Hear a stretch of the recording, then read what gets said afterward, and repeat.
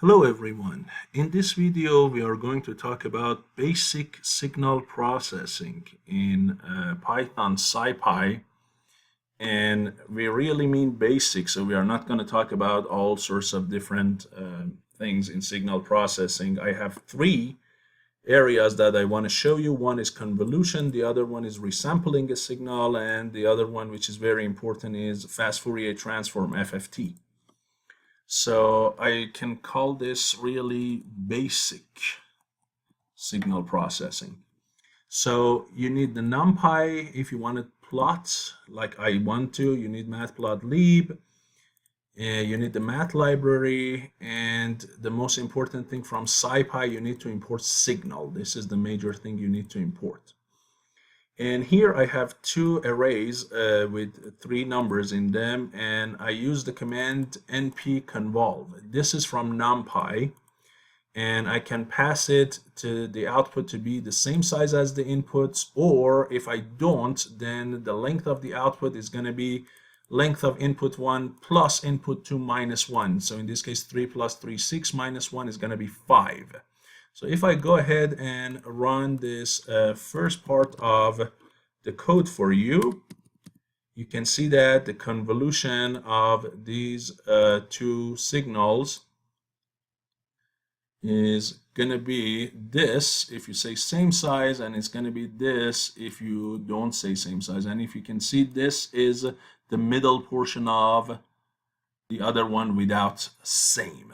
Okay, and you all know how to do convolution, hopefully. If not, please look it up, right? And basically you reverse one of the other signals, put it on the overlaid on the other signal, and then do a dot product between the components, and then move the second signal from left to right, and that's how you get what, 5 numbers. So please look up convolution. My goal here is not to teach you signal processing, so I just show you the results here for you. But if you want, for example, this middle number here, right, this is where I reverse this signal and I put it over this one. So one of them is going to be 2 and 3 and 4, and the other one is going to be what? Is going to be -5 and 0 and 1, right? And then do a dot product between them, so you get a -10 and a 4, which is -6 here, right? So you see it is working. Now if I want to get this number, I have to pad this guy with an extra 0, and on the left and on the right. So now if I want this number here, which is this guy, I have to do dot product between what? Between this one and what? And this guy here. The vector and the padded version of this one. So you get -5 times 0, 0 times 2, and 1 times 3, which is of course 3. If I want to get the first number, then you need another extra 0 here. So now I do dot product between this vector and that, which clearly is going to be 2. And if I want these two numbers on the right side, then I have to pad it with 2 zeros on the right. First, I do dot product of this one with this, which is going to be -15, and then that's it. And then the last time I do this part and this one, which is going to be what? -20. And if I say the same, then you only take what? The middle portion. Okay, so you all know about convolution. And again, where is convolution used? There are lots of different places, right, that you use convolution. It's basically a linear filter that you use in image processing, in signal processing, and so on. And the Laplace of the convolution of two signal is the Laplace of the first one times the Laplace of the second one. So you can look it up. Now, the next topic I want to talk about is resampling a signal. Many times you have a signal, and that signal has a bunch of samples, but you need to upsample or downsample the signal because you have too many data for processing, or you don't have enough of data. So let's say, for example, I have a sine function, and this sine function has 200 data points, but I need to downsample the signal, right? For example, when you want in an image, when you make the image smaller, that's a downsampling. Here we are working with the 1D signal, but that's the same size, the same idea as resizing an image to a smaller image. That's here what I'm doing. So I'm going to resample that signal of 200 data for only 25 data points. And you might say, well, I just go ahead and pick up the ratio between 25 and 200 is 1 to 8. So I'm going to pick up only 1 out of 8 signals. And that's right, you do. There are problems that are coming with resampling a signal, especially downsampling, like aliasing and so on. And again, my goal is not to get into signal processing here, but the fact that you just pick as 1 out of so many samples, and that's just not enough. There is more attention that you have to pay to when especially you're downsampling. But here I'm using this signal sublibrary, and I'm going to use the method resample, and I'm going to get X resampled, and then here I'm going to plot for you both the original signal and the resample signal. And for the T that I use with the resample, since the size of it should be 25, not 200, you see here I'm using what? 1 out of every 8 signals. So this is how I use it, right? I don't provide a beginning, I don't provide an end, which means from the beginning to the end, only every 8 signals. That's your step size.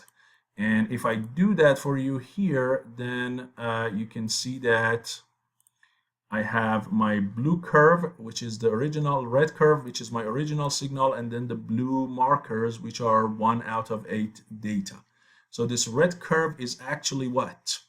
Is your original signal, but here I'm not showing the markers, right? I'm only showing solid lines. If you want, I can add some markers here so you can see them better. So let me go ahead and add red circles for you so you can see the original data as well as what? As well as the samples. This might be a little bit better. You see? So now all of these red dots are the samples, 200 samples, and then these are 1 out of 8. If you count, you see that I have 8 samples, and then I get 1 resample, and then I keep going. Okay, so this is resampling a signal. The next topic that we have is fast Fourier transform, which is a version of Fourier transform that you can do using MATLAB, or using here this Scipy, and this is basically the digital version of the continuous form Fourier transform. And it is going to take your signal from time domain to the frequency domain. And the good thing is you can see the frequency contents of your signal. So here I create a time vector from 0 to 255, right, using the arrange command. And then I create the sine function, sine of 2t, out of this signal. So you see this is, my signal is sine 2t.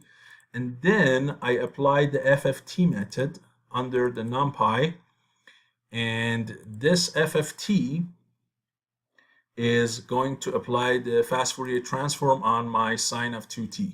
Well, clearly this harmonic function, the only frequency it has is 2. Okay, so if I plot the magnitude of this signal versus what? Versus the frequency, the only frequencies that I should be able to see are 2. Now this 2 is in radians per second. My signals are, the frequencies that I'm going to plot are in hertz, not radians per second.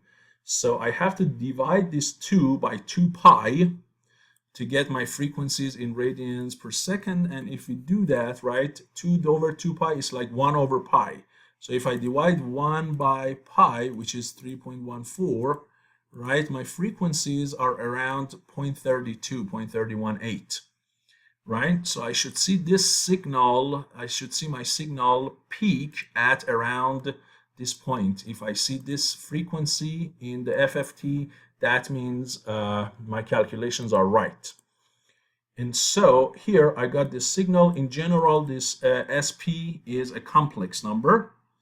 So that's why when I plot here, you see I'm plotting frequency versus what? Versus the real portion of this fast Fourier transform, okay? Because the Fourier transform, if you look at the formulas for it, there is complex number. And in general, as I said, this is complex, and here we only look at the real portion. Now, how do I get my frequencies here? I can get my frequencies from my time vector. And in order to get my frequency vector from the time vector, I can use this method called FFT fric. And here I pass to it the size of the time vector, which is 256. And then I'm going to what?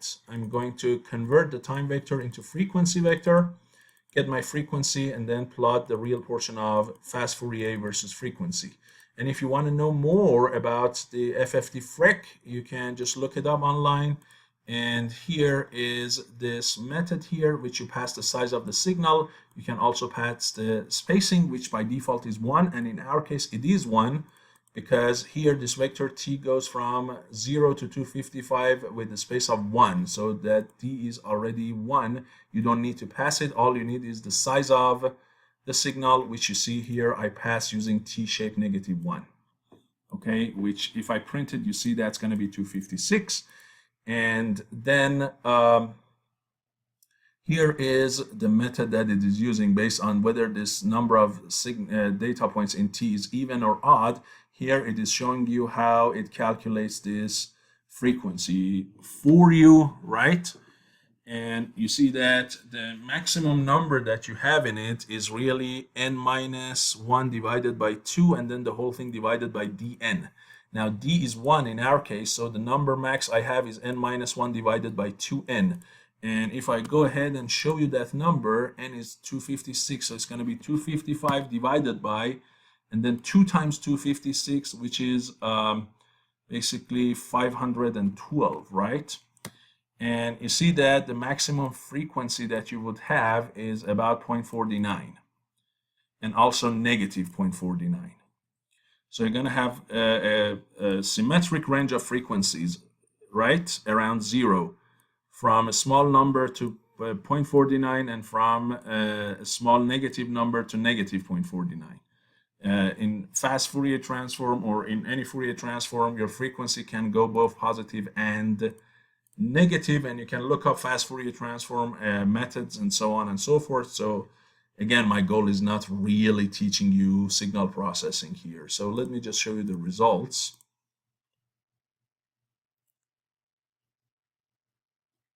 Close this. There we go.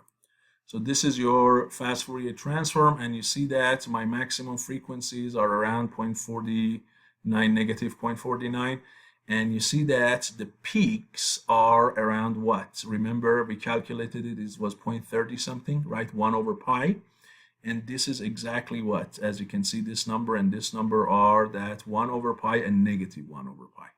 So the only frequencies in my signal are these numbers, 1 over pi, and my range is from that negative 0.49 to 49. So this is my what? My FFT plot, the real portion. And here is these are the frequencies, and this is that t-shaped -1 for you. So here I showed you 3 basic things: resampling, FFT, and convolution, which are extremely useful in signal processing.